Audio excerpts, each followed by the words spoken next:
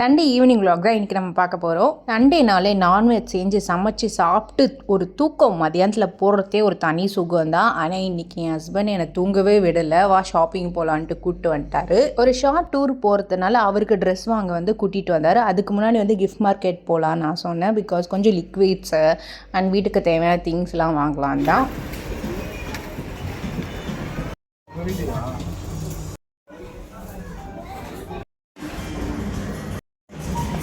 Gift மார்க்கெட்டில் ஷாப்பிங்கை முடிச்சுட்டு ஆப்போசிட்டில் தான் சிட்டி சென்டர்.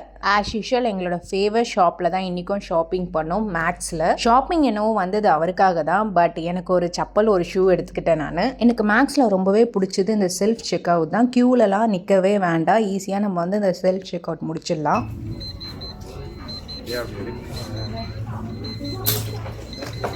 ட்ராப் டு ஸ்கேனுன்னு ஒரு பாக்ஸ் இருக்குது. அந்த பாக்ஸில் நம்ம போட்டால் அது ஆட்டோமேட்டிக்காக ஸ்கேன் ஆகும். ஃபைனலி ஒரு குட்டி ஷாப்பிங் முடிச்சாச்சு.